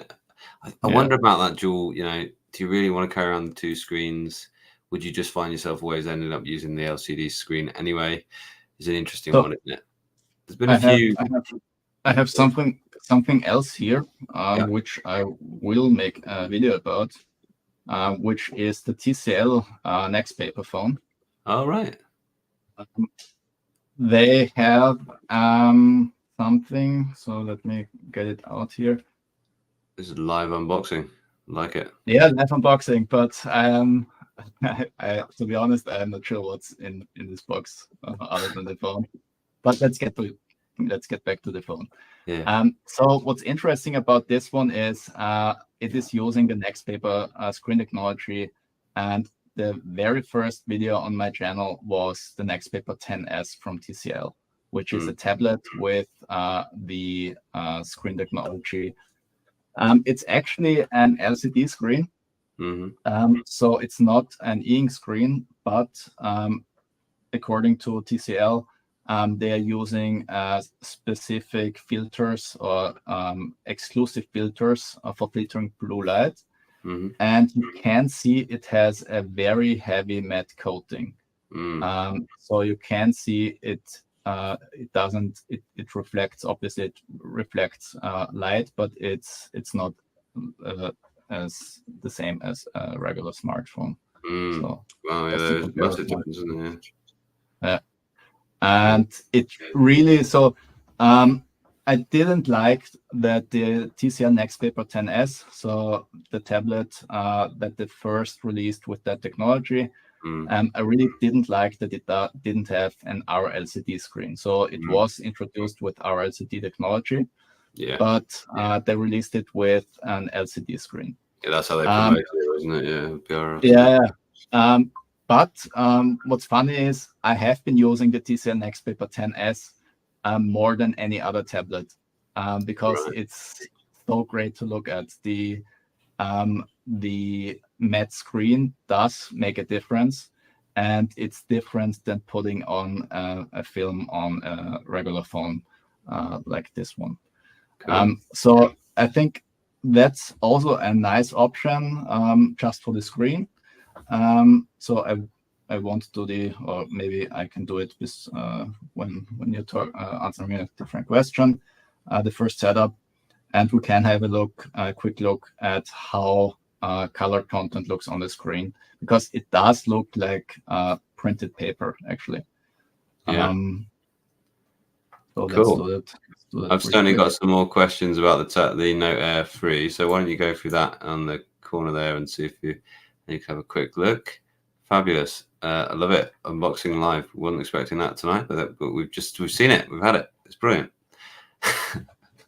I've done some unboxings live. I've unboxed the Lenovo and the Scribe live. There's just one issue with that. Is you start talking and you suddenly realize you have to go through all the basic setups, and you're like, oh, I can't put my Google account information into here. Anyway, so you take it off screen for anything that's private, won't you, mate? Yeah, somebody looking into e-ink for uni. Scribe refurbished is a great value option for students. If you can afford it, then the Boox is a better option for studying, really. But it's a tough ask to spend more than twice the amount. Well, no, twice the amount to get this actually from the Scribe, I would say. So I do understand that is a good option there. Does it have something similar to global handwriting in Bigme for third-party apps? It doesn't for anything, although you do get that option in for example, there's a few that you get it in OneNote. You can't just choose to put it on for any app at all. So when you're in OneNote, it has I don't know. Here. No. There is somewhere you can't turn it on or off, but what happens, you'll see, is that there's a handwriting happening on top, and then it is overlaying with the pen. There's an overlay like this. This is the same thing as the Bigme global handwriting, but it isn't global because I can use the pen here to tap up here still, and that's the drawback of the Bigme one, is the whole screen, the pen input is just like that. But what it's doing, and they've improved it slightly, because you can see now they've matched up the colors, but they haven't matched up the thicknesses. So if I make this really thick, you'll notice that it's still making this thin line, and then when it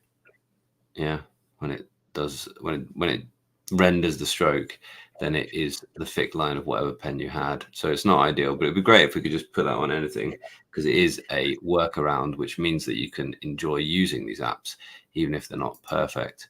So that's that. And I've asked them to go ahead and do that if they can. Can you use the devices while they charge? Yes, you can. Most things, absolutely, you can. You can see you might want to occasionally, and sometimes, yeah. The thing about the battery life, and these aren't as good anymore. There's a couple of questions about that as well.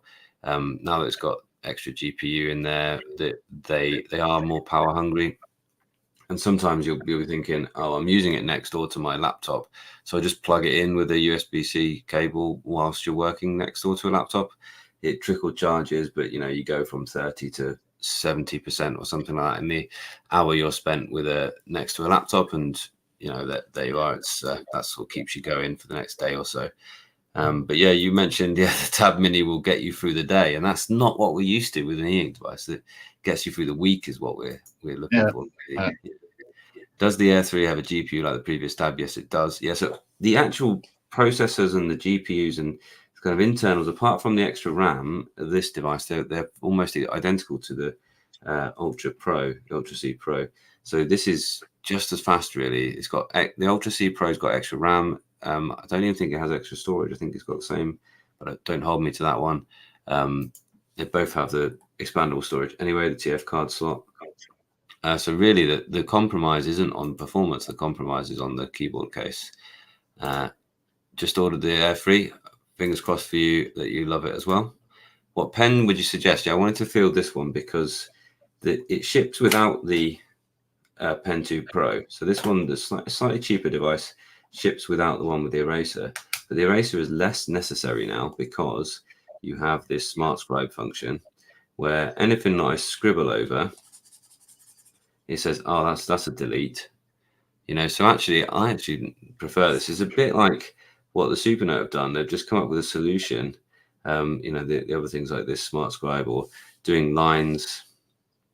Like earlier on when I drew these lines, right, what I actually did was I got a ruler out and I put the ruler on the top of the ink like it's a piece of paper, and I went and I did these lines. And I know that it has a thing. So if I want to draw a straight line, I go shape, and then I can drag a straight line across. It probably would have been better than using a ruler. But on Smart Scribe, now you don't have to do that. You can just hold down and it becomes a straight line. So this is really quite nice. And then once you've got an enclosed area, you can then fill it, for example. That one doesn't like that one. That's too wobbly. That one worked. Like you can fill it with any color of your choice. So these are just some of these new extra features that are really quite cool. And they work. So what pen do you suggest? Well, I think just stick with this one, to be honest. I don't see, are they still £30? Are they still £70, the Pen 2 Pro? I just think you get a good pen in the box. So I'd be happy with that one myself. And this one, yeah, if you use it for reading only and you leave it off Wi-Fi, yes, it will do better, but it won't get as close to the like 2-week battery of the Note 2 Plus. I feel like the color e-ink just saps a little bit more. Cool. Are you ready? Yeah, I'm ready. So it doesn't show on camera as well as here with me. But what's great about this display is it has great viewing angles. I'm not sure if you can see it on camera as well. And that matte coating and that matte screen really makes it look like it's printed on the front glass. There's really almost no gap between the glass and the content on the screen, or at least it doesn't look like it. And it really does look like printed paper. But it's more saturated than you would see on Inkaleder, for example. What this also has is specific next paper display modes. The color paper mode I don't like it. It just turns down the saturation to Kaleido levels essentially. So no point in that, in my opinion.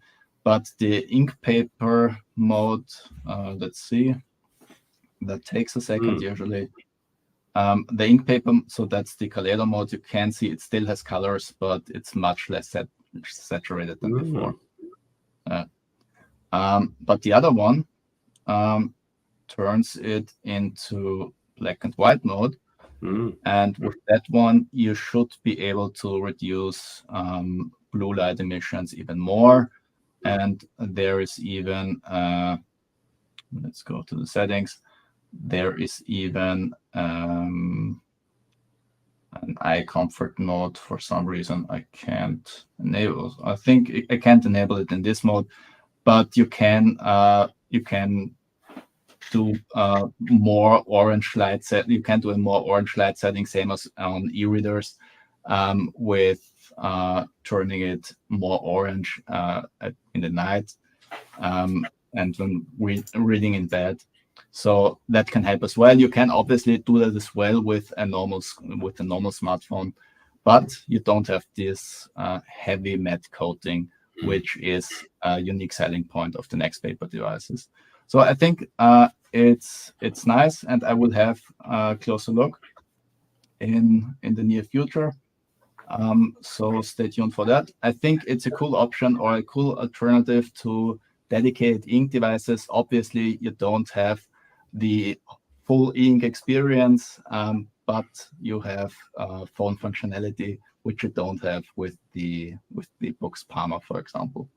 So that can be a cool option. Thanks for sharing. Right, I think just a couple more then, mate, and we'll sign off. There's this one I thought was quite a good one. Asked, I need a 13-inch ink device from a reputable brand available to EU. Read scientific articles. We pretty much came to the conclusion your only option really is to go with the Tab X, or if you're happy to go with one of the smaller ones, and we could certainly put the Note F3 in there because the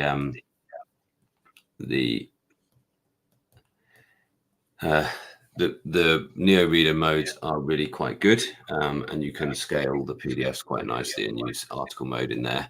For instance, you can have it landscape, so you can read the top half of the page, then it goes to the bottom half of the page, and it goes to the next page, top half, next page, bottom half, and so on. So, but I would say, the 13.3-inch devices, the only one that we really sort of recommend at this point considering is the Tab X, although secondhand Lumi and Lumi 2 would be also quite good. And then there's one thing on this, I get this as well, and when I use a PDF, and you need to go in and change the page turn options. So if I go back to my library and one of my planners, this is the kind of blank one for me to scribble on and show you guys. What you need to do is you need to go into the settings from this menu into here, and then I think it's going to be in more settings,